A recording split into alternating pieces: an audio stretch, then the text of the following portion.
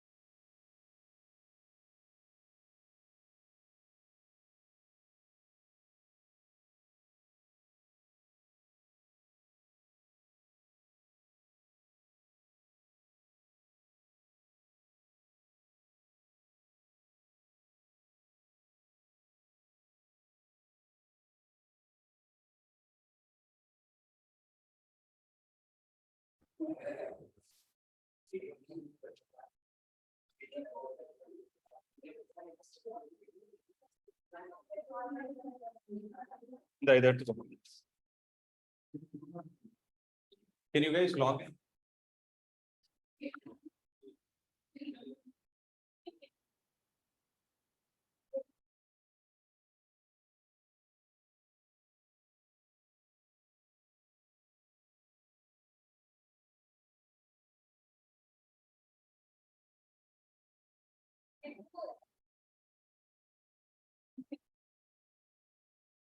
There is no Wi-Fi projection also possible.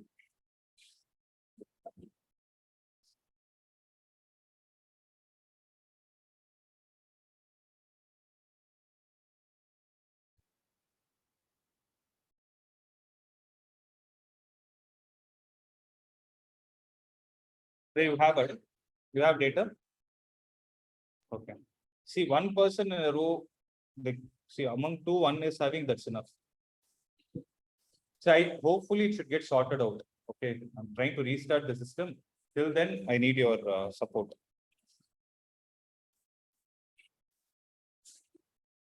There. What's happening?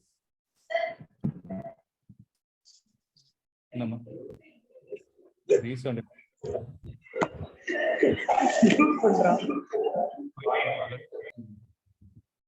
It's not a, don't mute it.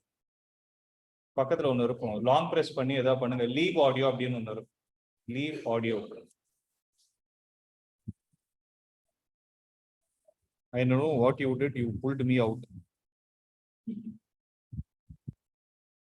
Those who are online are able to hear.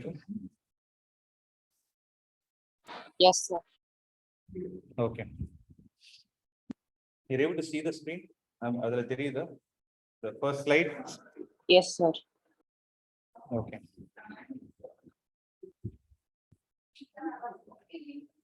So shall we get started?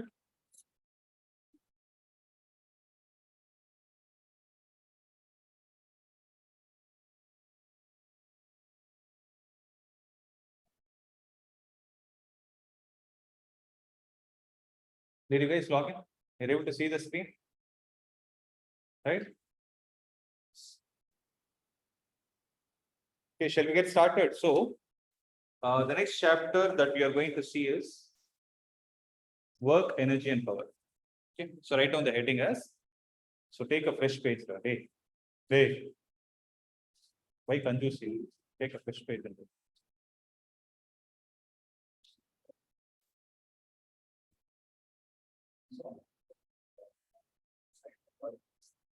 So work, energy, and power. So let's get started with this.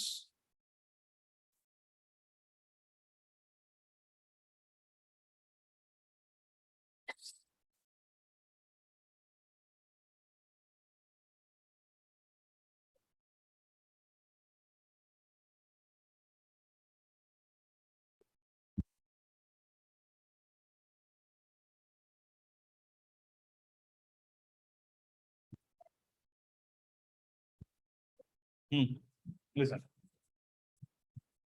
So as the name of the chapter suggests, right? See, if you look at the sequence in which we were discussing the topics, first, what were we concerned about? See, the basic required for physics is units and measurement. We understood what are the different physical quantities that are available, and we saw what are the units and dimensions available for them. Am I right? So then what did we concentrate upon? We saw the basic mathematical physics like integration, differentiation, and slope concept to understand how to apply them in other parts of physics. And thirdly, what did we see? We saw the concept of motion. So when I discussed about motion, we saw the concept of motion in a straight line and motion in a plane. So in a motion in a plane, again, we saw the concept of vectors. Am I right? Right. So we saw the concept of, rather than saying vectors, I would say vector algebra. All right. So why did I call it as vector algebra? Because we try to apply the mathematical operations like addition, subtraction, and multiplication for the given vectors. Am I right? Then what did we concentrate upon? So when we discussed about motion alone, listen to this. See, there is nothing you need to look at the screen there. You can. So I'm just telling you the outline of what we have discussed. So when we discuss motion, right? What were we concerned about? we were seeing how far the object has moved, what is the velocity attained by the object, what is the rate at which it is accelerating, and all these things. But we never were concerned about the cause. Right? We never questioned on what is making the object move. So that kind of a branch of physics is called as kinematics. You remember? So we call it as kinematics. Then we saw the next chapter, where we were concentrating on what makes an object move. So what is the cause for any object to move in this world? There are two things. One is force or torque. So when I say force, I need to talk about the unbalanced force. So an unbalanced force is what is required for an object to move. Am I right? So having all these points in mind, the next topic that we need to see is the combination of motion and the cause. And that is what is work. Right? So you would have learned this concept of work in your lower grades, if I'm not wrong, especially in your 9th standard. If somebody remembers what it is, can you tell me? So the first concept that we are going to see is work. So name of the chapter, the first word is work only. So what is work basically? And this is the concept which is guiding the whole science. Listen to my point carefully. I'm not talking about physics. I'm talking about whole science. The whole science is guided by the factor called as work, because work can produce something called as energy. Right? And that energy per unit time is defined as the power. So that's what we will see in order. But if you see, irrespective of whether you're sort of, yeah, restart issue. So irrespective of whether we can log out from your devices. Right? Yeah. So whether I'm talking about physics or chemistry, we can always discuss the concept of energy. Right? So can you tell me where did you see the word energy, please? What chapter is going on currently? Energy.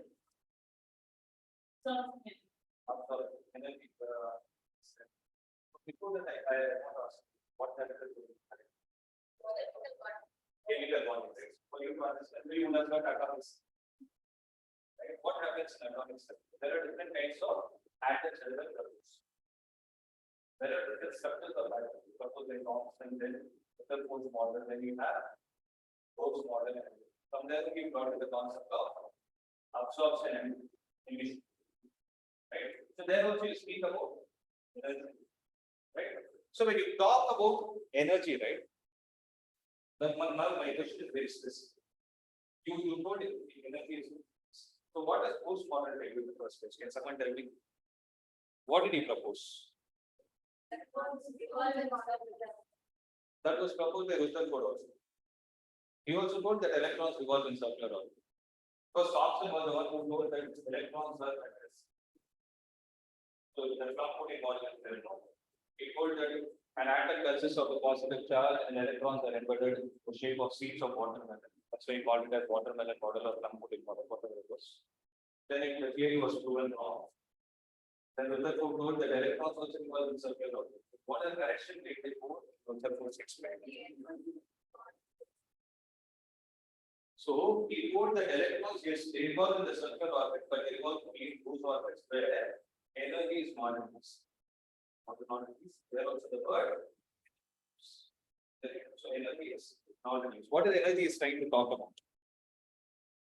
An electron needs some energy to be in a motion. Right? So for that matter, anything, even if I'm speaking, I need some energy to speak. Right? So the patient lying on a bed, I can't speak with this level of intensity. Right? If I have more energy, I can shout and speak. So where does all this come from? Is what the question is. So where do we obtain this energy? Don't go into foods and all those things. Question is, we do some work, then there is some amount of energy that is going to be stored. So if I have to come back to the technical part of what exactly energy is all about, it has something to do with the concept of work done. Because listen to my statement very carefully. I'm saying if you have to understand the concept of energy in this world, only question you are supposed to ask is, what work is done for me to obtain that energy?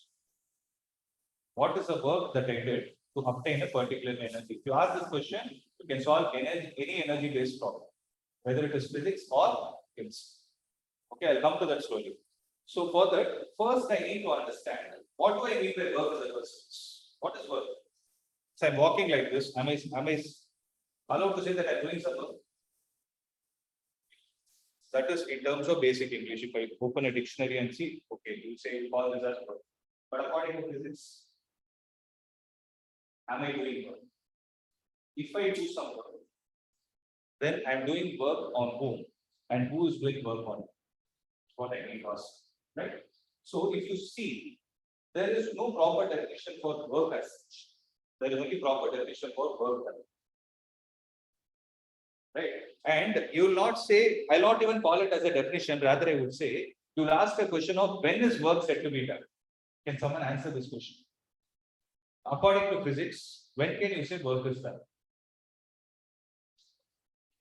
When a force is applied on an object. And what should that force do? Force should displace the object is fine, but I want some point. There is another point to be added. There is no question of time when you talk. That is power. Time comes means power. So you guys are almost there. You apply a force. Why are you applying force? To move an object. When you move an object, what happens? Displacement changes. Right? The question is, force, is it a vector quantity or a scalar quantity? It's a vector quantity. What about displacement? It's a vector quantity. Now, I would like to add this point, think about it. When a force is applied on an object and the force applied causes a displacement on the object in the direction of its application. In the direction of its application, then work is said to be done by that force. Okay. So in your lower grade, ninth standard, what you would have learned is you would have learned that force into displacement is what is work done. The reason why they gave that definition at that point in time is you didn't have the concept of trigonometry at that. You learned trigonometry only in 10th standard. Am I right? So that is the reason they didn't introduce the concept of components, and problems are simple. But if I have to put a question of what is work done, listen to this carefully. What did I say? If force applied on an object, so force is applied for what cause? To make it move. When something moves, displacement is changed. Force applied on an object causes displacement in what? In, complete that statement, in the direction of its application. Then work is said to be done. Work is said to be done by whom? By the force. So listen to this very, very, very carefully. Throughout this chapter, if there is a question based on work done, what is the first question you need to ask? Work done by which force? Because when you take an object can get subjected to multiple forces. For example, if I take this mobile phone, I'm talking about external forces, okay? When I take this mobile phone, what are all the forces acting on it? If I keep it on my hand, what are all the things happening? Weight is acting, mg is acting in the downward direction, and normal is acting. So how many forces are there in this scenario itself? We have two. So the question is, when I ask you the work done, you should ask me, you're asking about the work done by which force? Are you talking about the weight or normal? Or else the question is meaningless. Am I clear? So this is the first point you need to make a note of. Right? In the direction of its application. Now, if I draw a diagram like this, let us say I have a block which is kept as of now on a smooth surface. Right? Now, what I'm doing is I'm going to apply a force in this direction. What kind of a force did I apply? Pushing or pulling? So look at the diagram. How will you decide?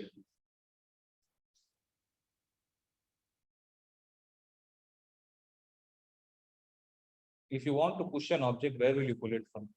From the back of it or from the front of it? You have a door, you want to push and go, you'll push it from the back so that it opens in the opposite direction. When you want to pull, what will you do? You will apply a force towards yourself. So what is happening here? So it is a pulling force. Because when you apply force in this direction, the common sense says that it is going to move to the right. So where are you going to be? Yeah, somewhere over here. Okay. So this pulling force, let's say it is applied at an angle theta with respect to the horizontal. And let me say that the center of this block has got displaced by a distance s. Okay. Then how do I define the work done by this force? Then work done by this force, if I call the work done as W, then how do you write the W as? This F can be resolved into two components. What are they? One is F cos theta, and the second is F sin theta. Am I right? Now, which force is responsible for the displacement of the object? I'll put three questions. Tell me which force is right. Is it complete F, which is causing the displacement in the direction of displacement, which is causing a displacement in the direction that we have drawn along the horizontal? Is it the total force F? No. Is it F sin theta? Then what is the force? F cos theta. So work done is equal to F cos theta is the force which is causing a displacement of S. Look at the way I wrote. F cos theta is responsible for this displacement S. So this F cos theta into S is what we call it as work done. And if you have to write it in the form of vector quantity, you write it as F vector dot S vector. Are you able to understand?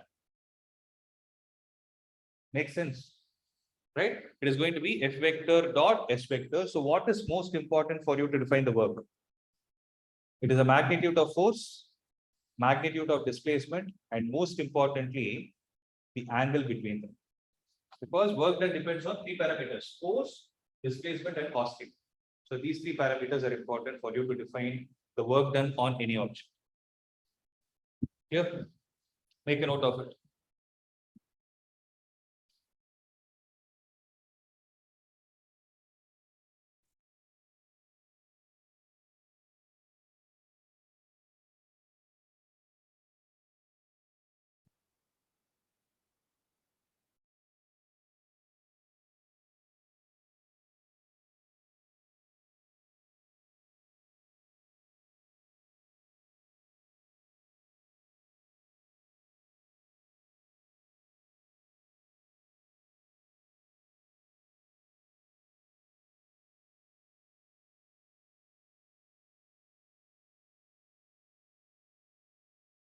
Shall I proceed?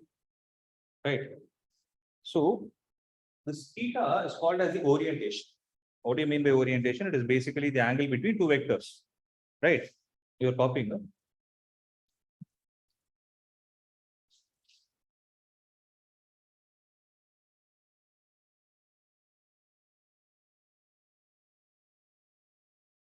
Those who are online are able to understand? Yes, sir.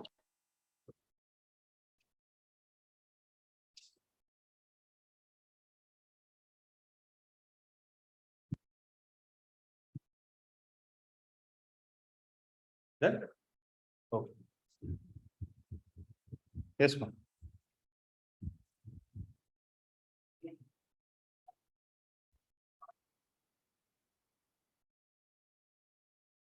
It's like you imagine a trolley suitcase that is there. How will you pull it? You don't see, there are omnidirectional beams also. You're able to understand what I'm trying to say. You guys are pulled trolley now. How many of you pull the trolley by keeping it perpendicular? But do you know that there are trolleys of that sort? That depends on the orientation of wheel. The wheel can rotate in every direction. But if the wheel's direction is restricted, then what are you supposed to do? You have to bend it at a certain angle and then pull it. But you will bend it at a certain angle depending on how much weight is loaded in the sector. It's the same logic. Okay. So when you bend and pull it, if this is the pulling force, that pulling force can be resolved into one component, F cos theta. See, this is the pulling force, okay?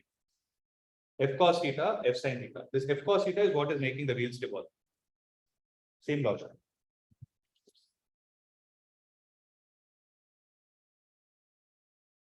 So depending on orientation. So based on the orientation, work done is basically classified into three types. Okay. What are they? So based on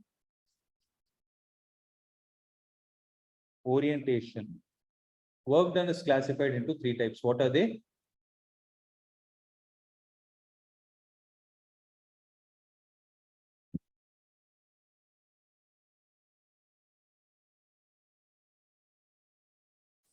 First, when theta is equal to 0 degree,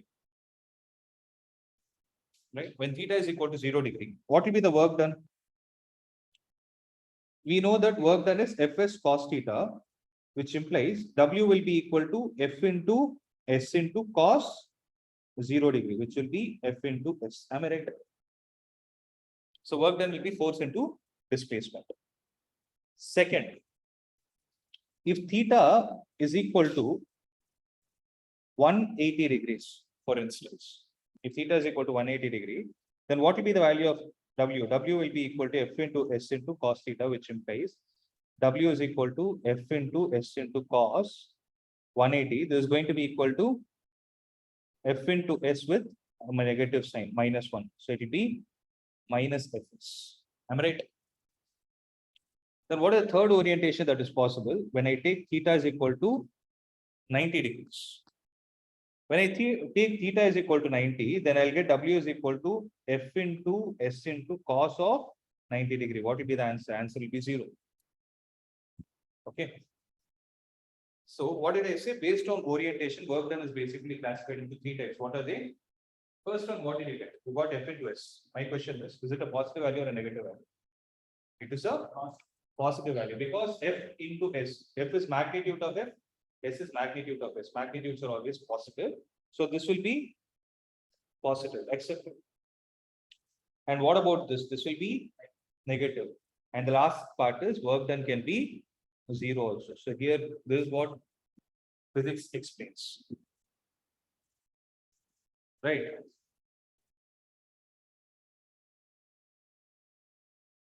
Ariyan, you're able to understand? Yeah. So work done can either be positive, negative, or 0.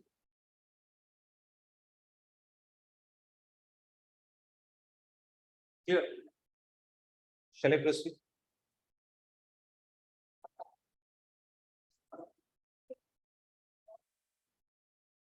The negative has nothing to do with vectors. It's just notating, saying that the angle between the force and displacement is 180. See, logic is very simple. Always when you're doing an analysis, you're going from left to right. When you go from left to right, if I put theta is equal to 180, my output is coming as negative. If I give the input itself as negative, what is it you're supposed to tell me? If I say work done by a particular force is negative, what do I mean by that? Means the angle between the force and the displacement is 180. That is the reverse conclusion. Similarly, if I tell you work done by a particular force is 0, what is the indirect interpretation I'm giving you? What is that you're supposed to interpret? You need to say that the force and the displacement are perpendicular to each other, or theta is equal to 90. So that's how you analyze it. Okay. So having this in mind, let's try to understand with respect to the different forces in a diagram. See, let's say I have a wooden block of mass m that is placed on a rough surface. Where is it placed? On a rough surface. Okay. So I am applying a capital force F, which is sufficient enough to cause the displacement on this object. Right? Since it is a rough surface, what will the surface try to do to the block? It will apply friction. So friction small f is going to be in the leftward direction. Am I right? Right. Having said this,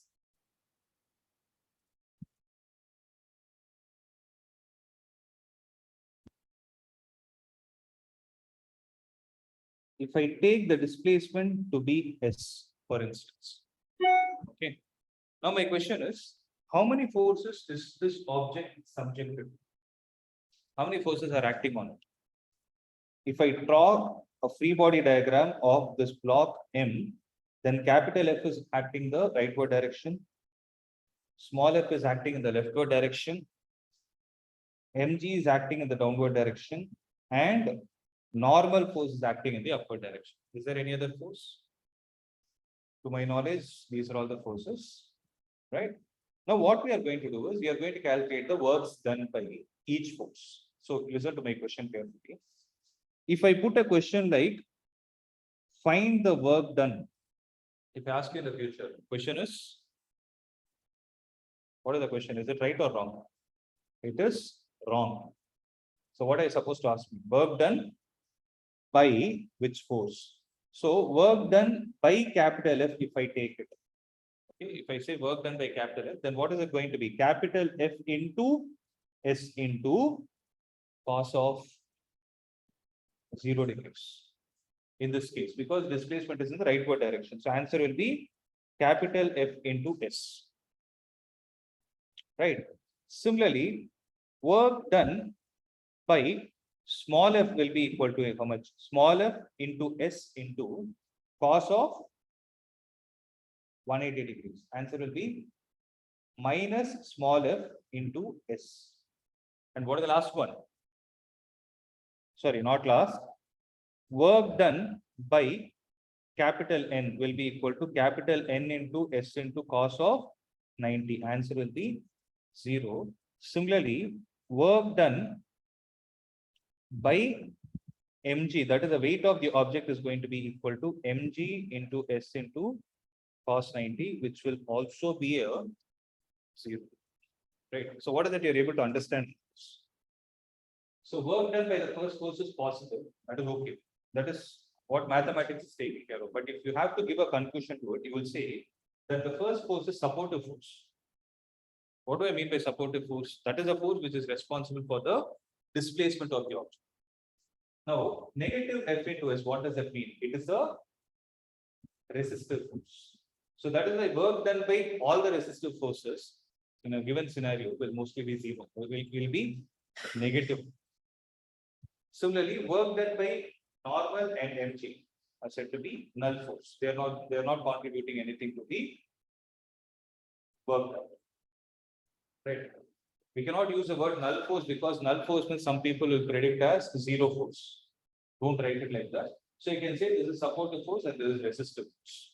And these two are perpendicular forces. You can just use that. First one is supportive force. Second one is resistive force. Third and fourth are just perpendicular forces.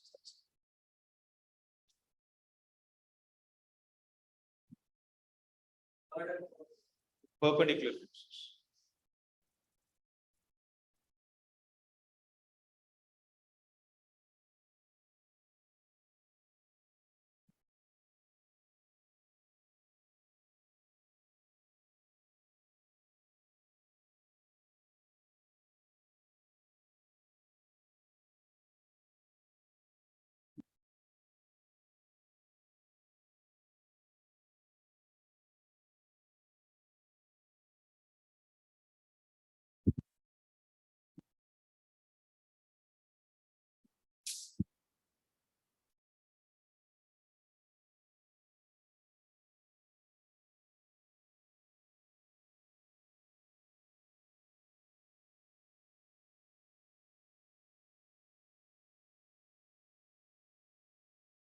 Shall I proceed?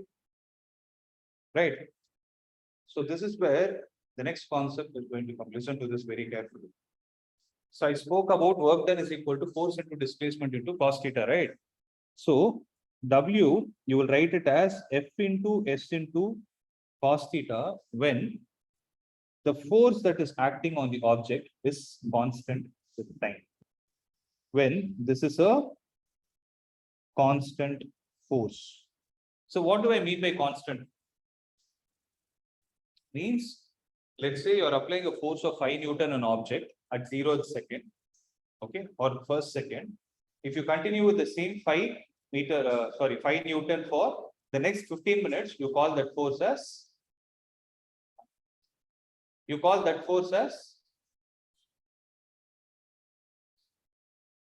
constant force. Memory card. Right. But the next question is, what if the work done? So how will you calculate the work done by variable force? So what do I mean by variable force here?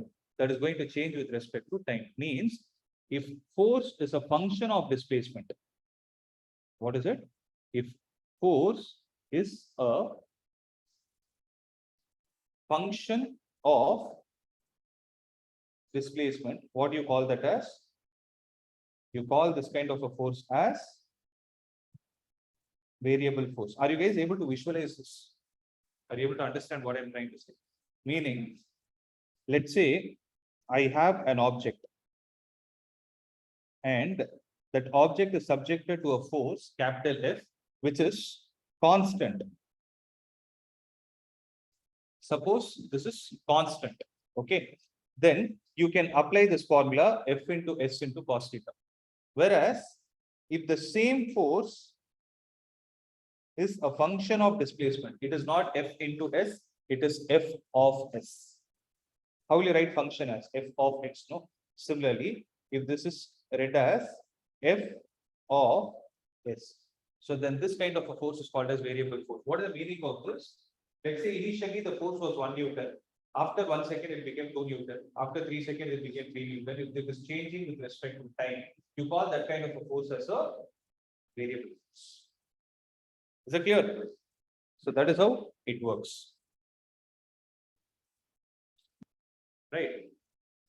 Now, the question is, what is the work done by a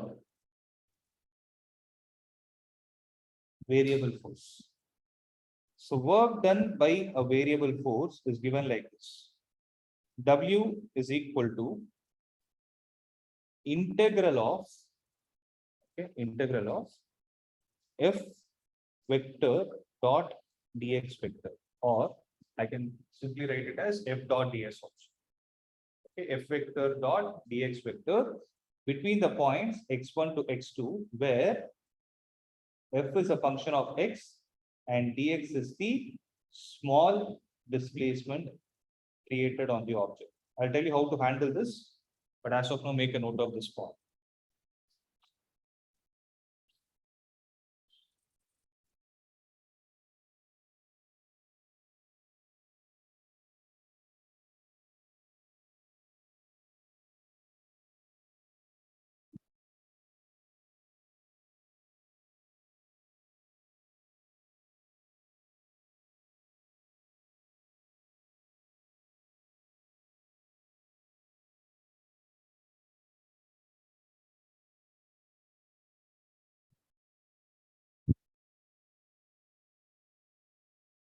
Clear with this?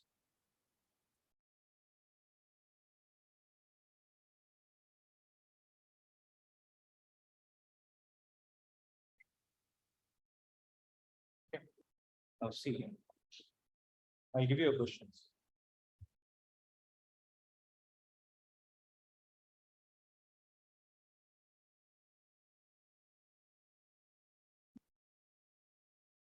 Example.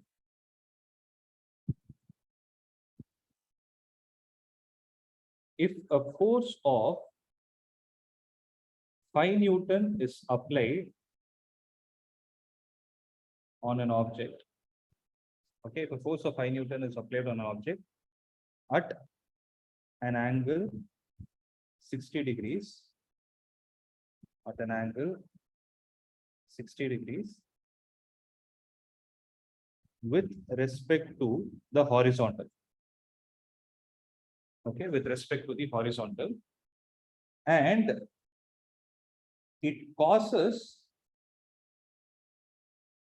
a displacement of, 3 meter, then find the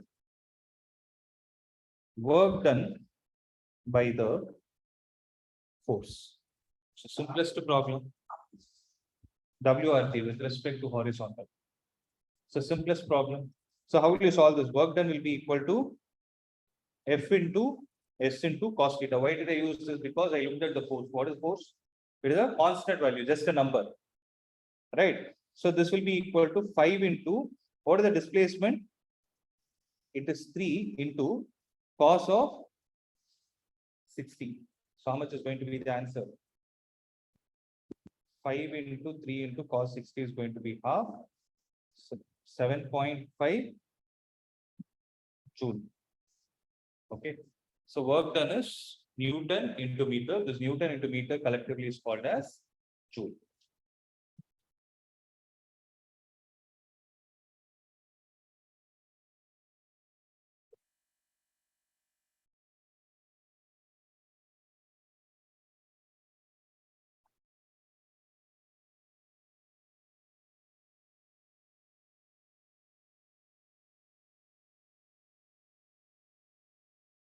Okay. Shall I proceed? Suppose I give another problem like this.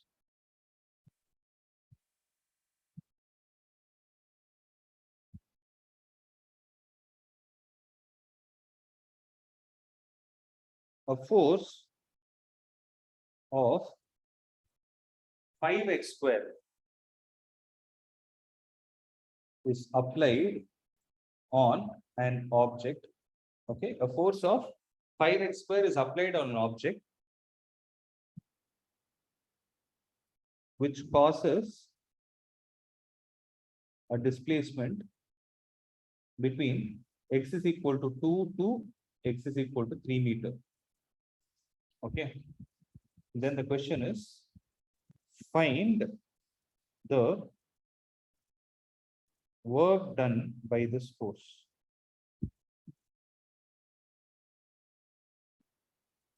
So what is the value of W be? W will be equal to integral of y integral, because force is not a constant. So what should I write? 5x square. Whenever you're writing integral, you should write d. So d of, how will you find the variable? It is x square. So dx is the variable.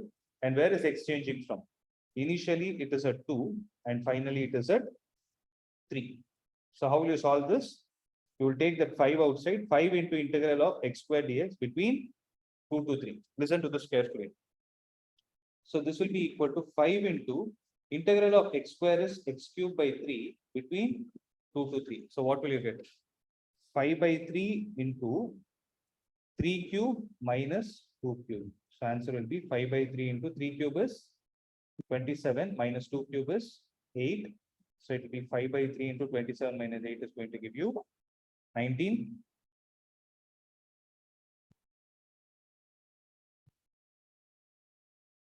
Right? Which will give you the answer as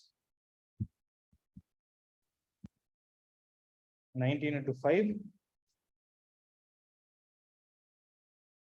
45, 4, 95. So 95 by 3. But here also, if you see, the final number is so final value is just a number, though you are having variable. Are you guys able to understand what I'm trying to say? Is it clear?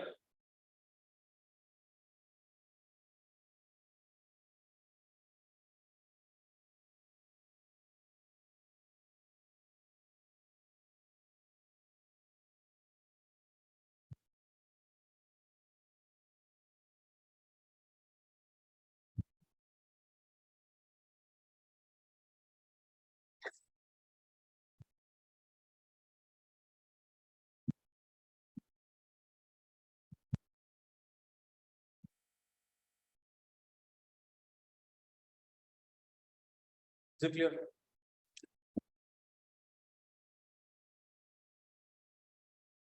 So this is a basic introduction to work. And this is all about work also. There is nothing much beyond this. Okay. Now the next question that we need to ask is, what is energy? Right? What is energy? Energy is basically the capacity. So what is it? Energy is the capacity to do work. What is the meaning of this? So energy defines the extent to which you can do a work. Right? So there is no mathematical expression for energy as such. So as I told you in the beginning, whatever work you're going to do or whatever work is extracted will always get stored in some form of energy. Okay. See, for example, let's say I have the scale, okay, as simple as the scale. So the scale is said to have minimum energy. What I will do is if I start slowly bending it, you're able to see the bend, right? When I bend it, as soon as I release it, observe what is happening on the left hand side. What happened? It tried to bounce back. Why? Because it was at its equilibrium state. So any object in this world with less energy will be stable. So energy defines the stability of an object, right? Lesser the energy, more stable it is going to be, right? So in fact, the energy has to be zero for it to be more stable. So when I bend it, if I hold it this side, if I bend it this side, what am I actually doing? I'm applying a force in this direction. And with respect to this point, my force is causing a displacement of this much value. Are you able to visualize what I'm trying to say? It is causing. So I did some work on this scale. And what is it trying to do? That work is getting stored in some form of energy in the particles of the scale. That is why as soon as I release, it is bouncing. Because some energy is stored in it. If I have to tell you specifically, it is the elastic potential energy that is stored in it. Because this material is elastic in nature. It is able to bend its shape. At the same time, if I release it from the deforming force, it is able to come back to its original shape. So it is elastic in nature. Am I clear with what I'm trying to say? Are you able to understand? So similarly, you do any kind of work that will get stored in some form of energy. So that is why we always try to study energy as different classifications. So if I have to ask you, what are the different kinds of energy? Right. Now listen to this. What did I say energy is? Energy is a capacity to do work, no doubt in that. Now, let's say there is an object of mass m which is lying on the floor and it is given some velocity in the upward direction so that it is able to reach a certain height, which I call it as the maximum. So at that point, it is going to come to rest. Am I clear? So during the course of this journey, what are all the forces acting on it if I ignore the air resistance offered by the surroundings? Then what is the only force acting on this object? So when this object is there, though when it has mass, any object with mass under the presence of some field, especially gravitational field, will experience some force in the name of weight. So weight is acting in the downward direction. Am I right? So mg, if I have to calculate the work done by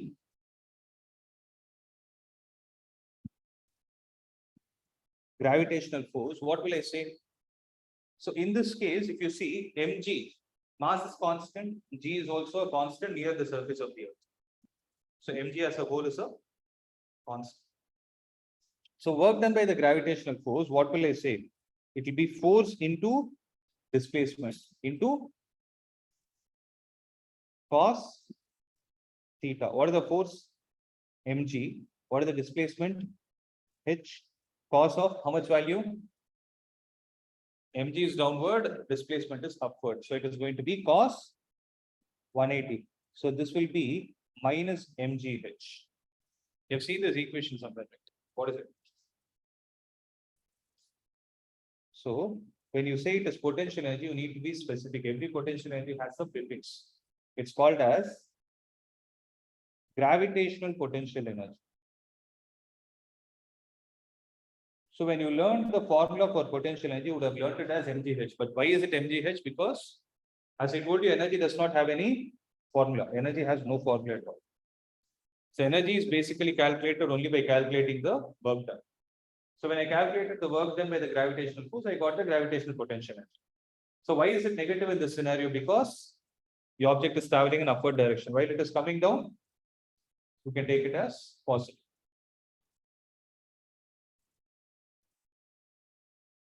it will come out as positive value. Right? So here is where I want to stress on one important point again. Listen to this very carefully. So what are the three types of work I told you? Work done is positive, negative, or zero. Whereas when you talk about energy, energy cannot be positive, sorry, energy cannot be negative. Energy is always positive. So minus mgh is actually the work done by the gravitational force when the object is traveling from downward to upward. When the object is traveling in the upward direction. But what is the energy stored in it? You always have to report the magnitude. What will you say? It will be mgh. So work done is minus mgh. If I take the magnitude of it, that will be the. So just to explain it in more detail, I'll erase this.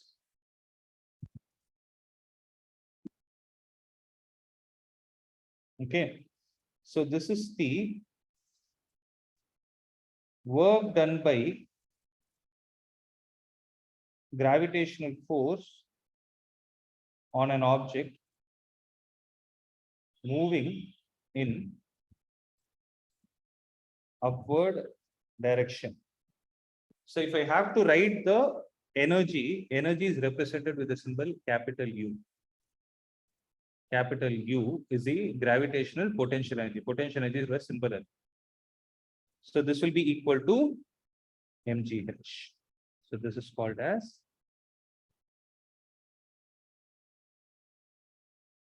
am I clear?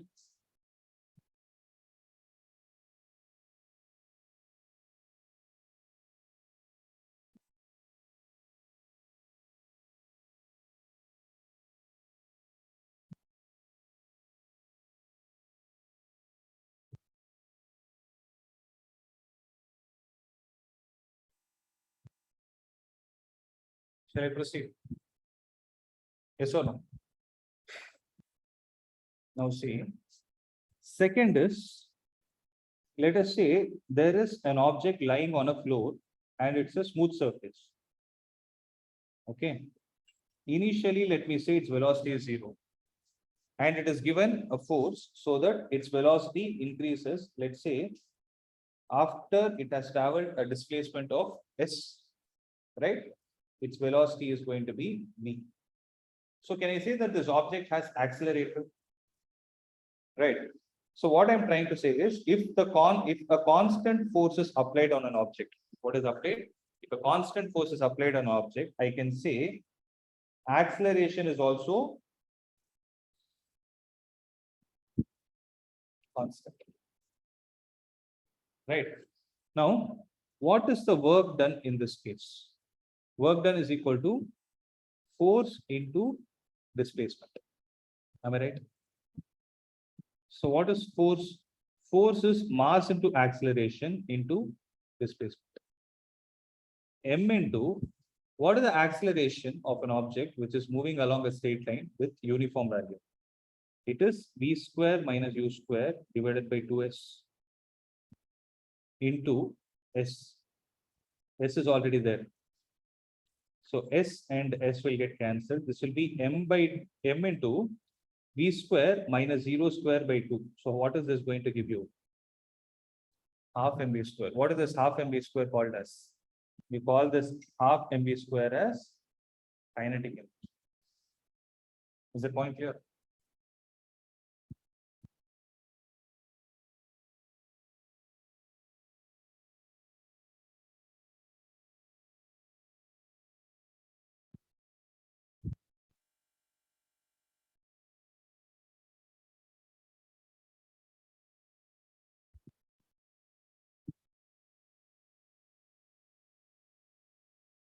So here also, what did we start with? We never started with energy. We started with work done. But work done led to the concept of energy.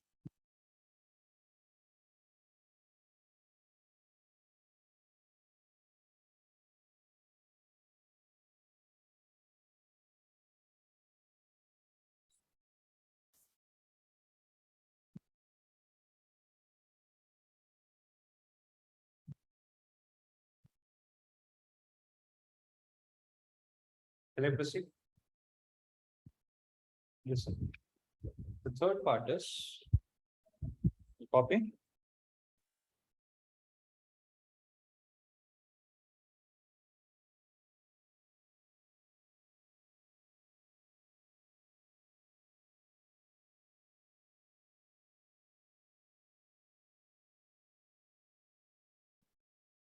Done. Now the next question is about the forces. We define the forces as conservative and non-conservative forces. Okay. So what are conservative forces? We will see. As the name suggests. So conservative means what? The force is conserved. But generally we don't use the word like force is conserved, rather we'll say energy is conserved. So here conservative forces are the ones which make the total work done in a round trip to be zero.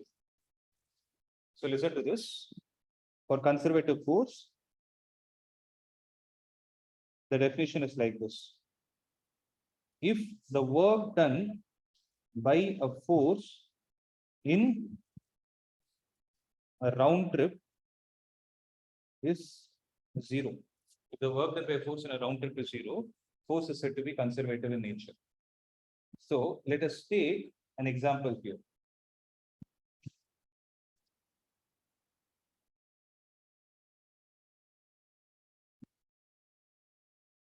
Let us say this height is h. Okay. So mg is the only force acting on the object if it is moving in the upward direction or in the downward direction. I repeat, mg is the only force acting on the object whether irrespective of whether it is moving in the upward direction or downward direction. So if I take this point to be A and this point to be B, what is the work done by the force when it goes from A to B? When the object moves from A to B, what is the work done by the force? It will be mg into h into cos of 180. So this is basically minus mgh. Similarly, what is going to be the work done by the object when it goes from B to A? It is going to be mg into h into cos 0 degree. So how much is the answer? It will be mgh. So what is the work done by the force when the object goes from A to A, meaning when it goes from A to B and comes back to A? So this will be equal to work done by the force when the object goes from A to B plus work done by the force when it goes from B to A. So what is going to be the answer? Minus mgh plus mgh will be a 0.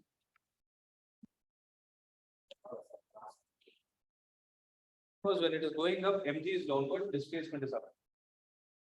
mg is like this. I told you mg is always in downward direction. When the object goes from A to B, the displacement is in this direction. They both are opposite. That is why one way.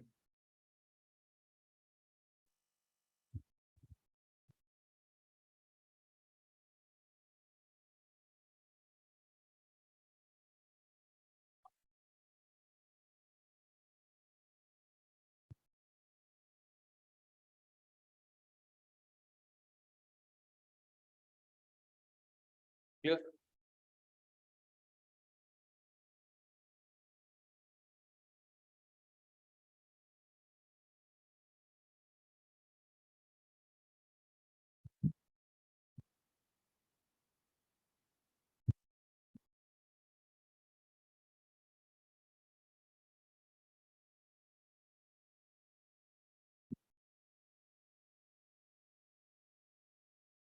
Shall I proceed? Yeah.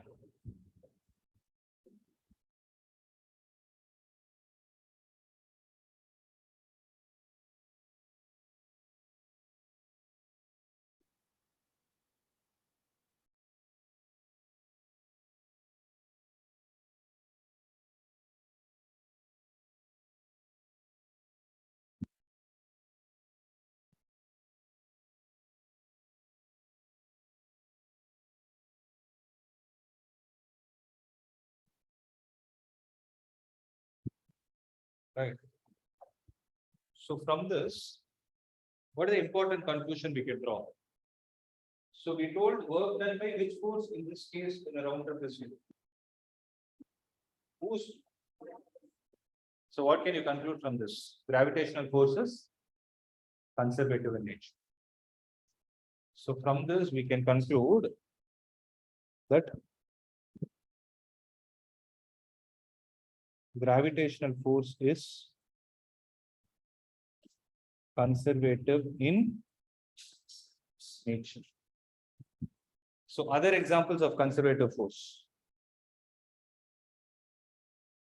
So other examples of conservative force are electrostatic force. Okay. Then we can think of elastic force. Right? All these are said to be conservative in nature.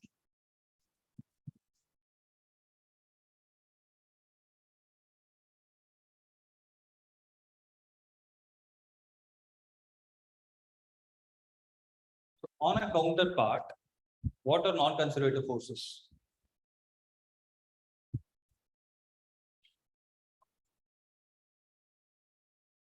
So force which does not make the work done in a round trip to be zero is said to be non-conservative. If work done by a force is non-zero in a round trip, it is said to be conservative in nature.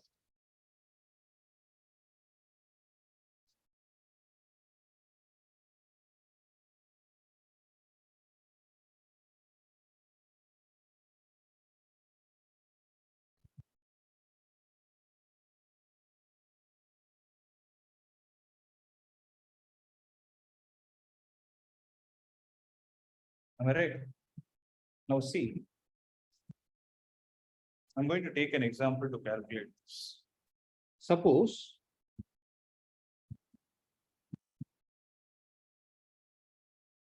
there is an object moving on a rough surface. So if anyone is copying me, you can open.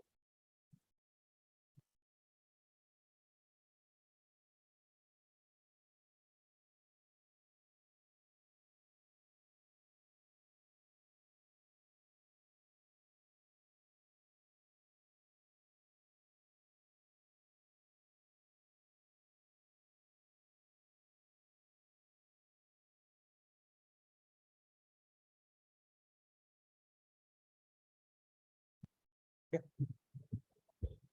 So let's say there is an object which is moving on a surface which has friction. And let's say it has moved from point A to point B. Right. So what is the work done by the friction when the object goes from A to B? This will be force into displacement into cos theta. So what is force? F into, if I take the displacement to be S, so F into S into cos of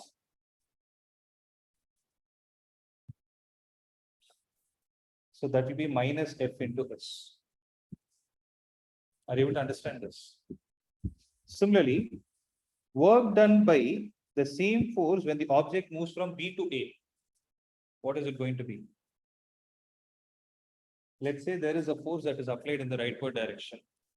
And this force acts, so this force is in the rightward direction and it moves in the leftward direction. So what is going to be the work done when the object moves from B to A? It will be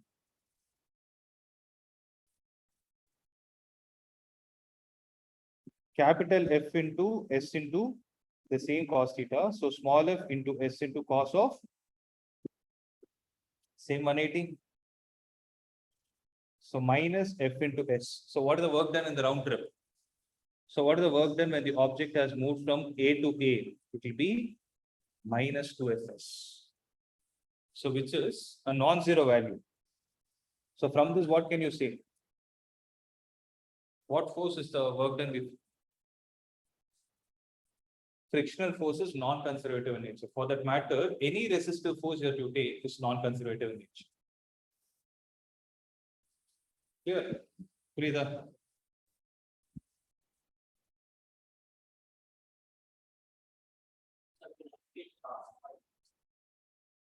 Any resistive force is non-conservative in nature.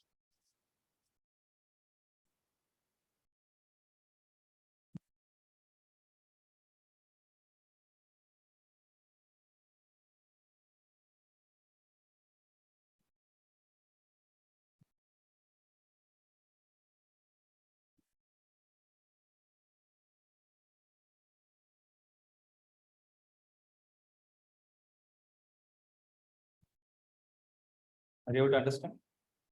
This is how it works.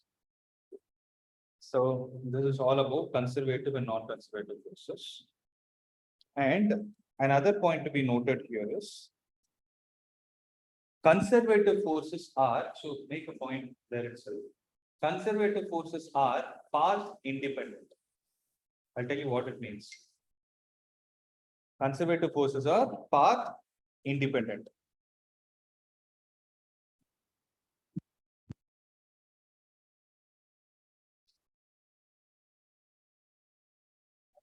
Path independent. Path, P-A-T-H.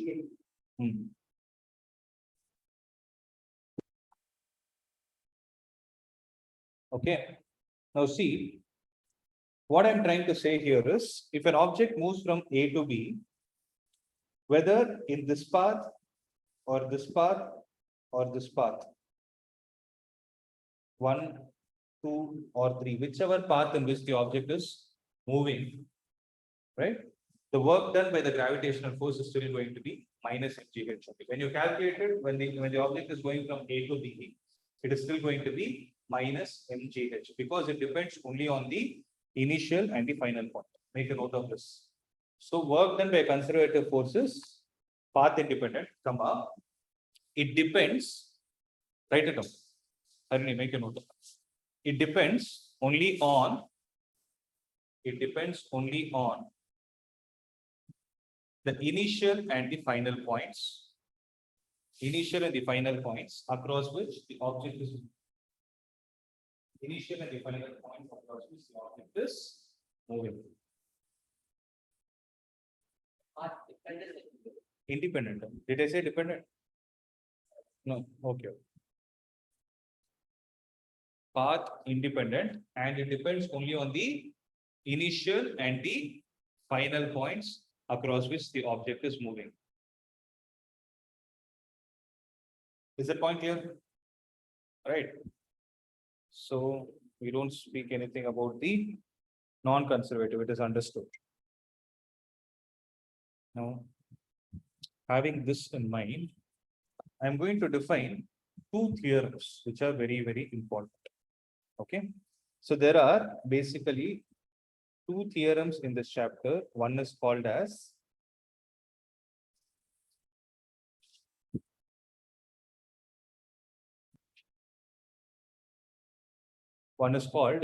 energy conservation theorem. Energy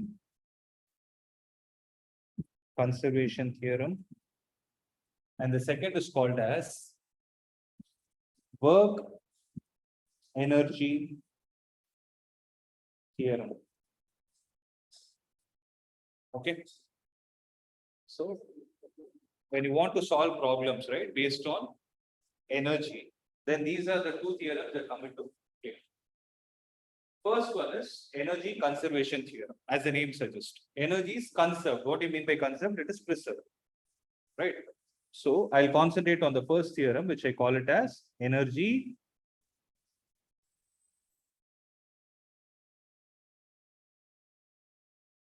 conservation theorem. Okay.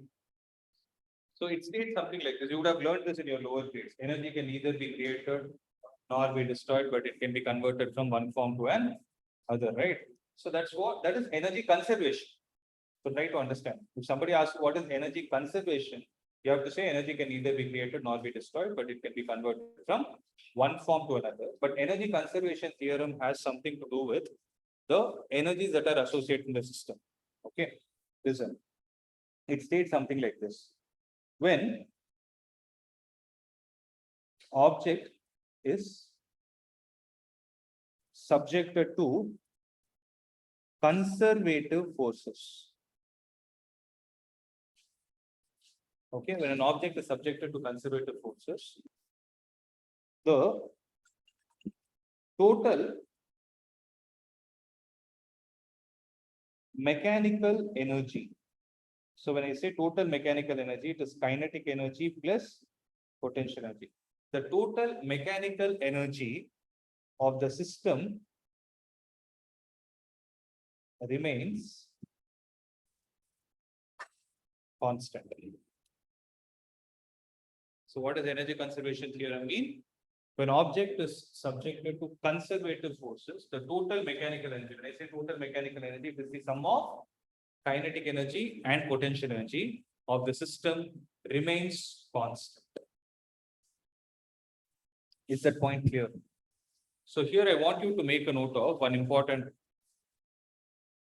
fact called as energy conservation theorem can be applied only if the object is having conservative forces.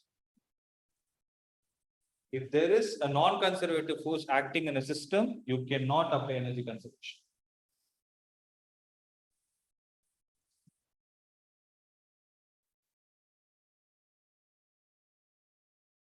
Okay.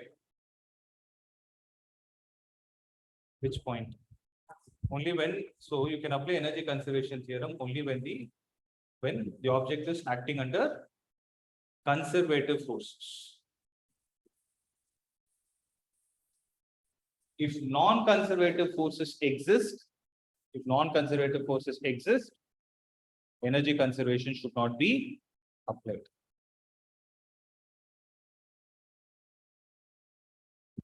Is that point clear?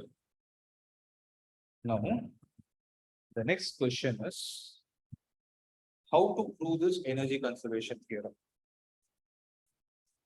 Let us take the same example into consideration. We have an object of mass m, which is made to travel in the upward direction and it has reached a point at a height h. Okay. Now, I'll take 3 points A, some intermediate point B and C, and this h I'll make it as capital H for instance. Then I'll call the distance between A to B as small h. Okay. Now, I'm going to calculate the total mechanical energy at point A. So, what is the total mechanical energy at point A? It is going to be, this is where the question comes. What energy does the object possess, or what energy does the object need for it to travel in the upward direction? For any object to move, what is the energy it needs to possess? It needs kinetic energy. Right. So total energy at point A, can I write it as kinetic energy A at A plus the potential energy at A? So what is the kinetic energy at A? I'll write it as half mu square. Accepted. Plus, what is the potential energy at A? If you observe this, for this, if I take A as the reference line, so whenever you want to define the gravitational potential, you need to draw a reference line. Means you can define it only with respect to that position. So reference line is basically a line which passes through the origin. So when I take the reference line, what is the potential energy at A? It is going to be 0. Am I right? Similarly, if I take the total energy at B, it is going to be kinetic energy at B plus the potential energy at point B. So what is going to be the kinetic energy at B? Can I say it will be half m VB square plus, what is the potential energy, guys? mg. Am I right? But listen to this carefully. Applying equations of motion, can I say VB square, or can I say V square minus U square is equal to 2AS, which implies VB square minus U square is U square only, is equal to 2 into acceleration due to gravity is minus G into displacement of the object is H. So can I say VB square is equal to U square minus 2GH? If I call this as 1 and if I call this as 2, using 2 in 1, what do we get? We get the total energy at point B as half m VB square, which is U square minus 2GH plus this is going to be mgh. So what will you get? I'll write it here. When you solve it, you will get half mu square minus mgh plus you have an mgh. What gets cancelled? Mgh and mgh are gone. So what will you get the answer as? So what is this half mu square actually? It is the total energy at point B. That is where the derivation started. But this total energy at point B turns out to be equal in magnitude to the total energy at point A. So is this slightly sufficient to prove that energy is conserved? Means whatever energy the object had at A, whatever total energy the object had at A, is the total energy available with the object at B also. Similarly, if I calculate at C, what am I going to get? We'll see it next. So first copy this.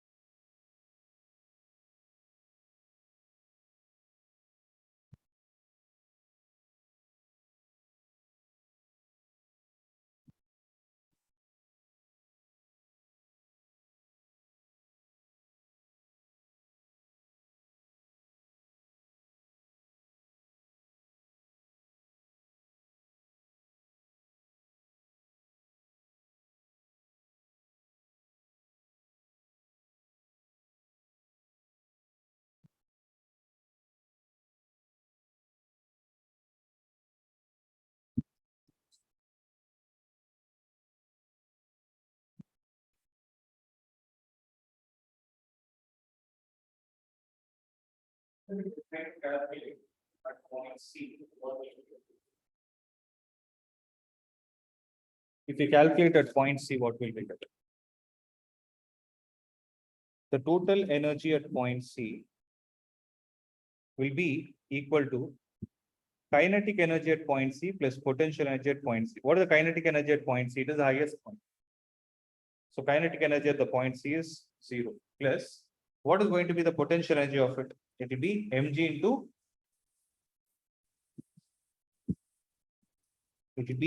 into capital H. But applying the formula V square minus U square is equal to 2AS. I'll write VC square minus U square is equal to AS, which implies VC is 0 minus U square is equal to 2 into minus G into capital H. So what will the answer be? Which implies H is equal to U square divided by 2G. Okay. Take this and substitute it here. Then you will get the total energy at point C as mg into U square divided by 2G. G and G will get cancelled. What are you getting?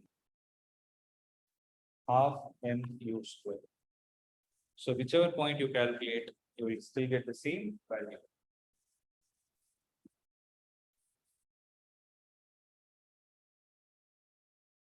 Okay.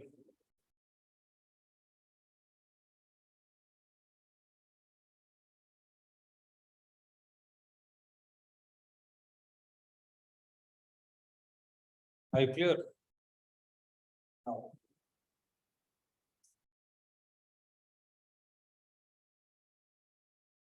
the last concept for the day is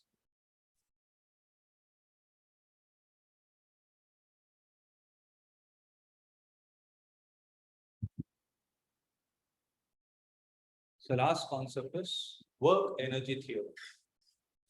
Write it down. Write down the heading as. If you are done copying, find out what is work energy theory.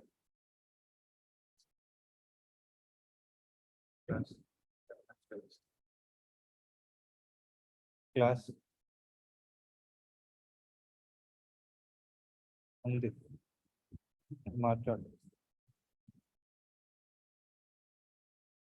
Okay.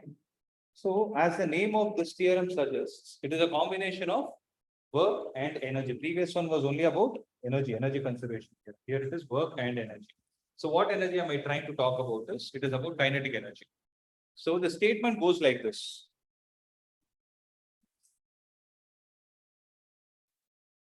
Sum of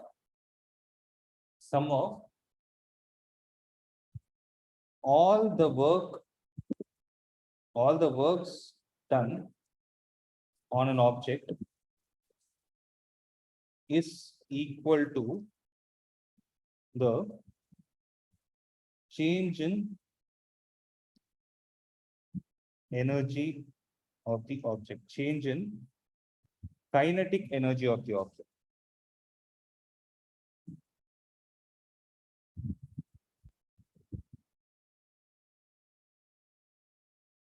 Change in kinetic energy of the object. This is the most important point.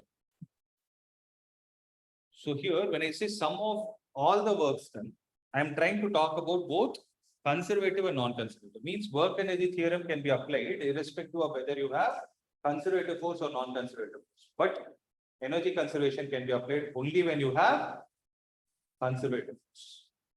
Okay. So that is why this is a more generic rule with respect to solving all the problems. You can solve any problem. And one more point to be noted is these two theorems are not restricted only to this chapter. They are being used in all other chapters, almost throughout physics. So wherever you see energy related theorem, these are the only two theorems available. You have nothing outside it. Is that point clear?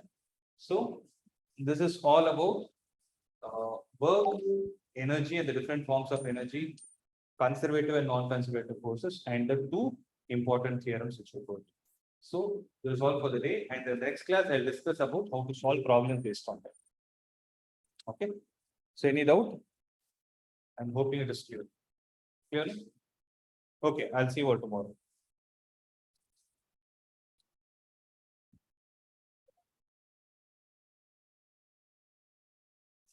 Those who are online, we can wind up.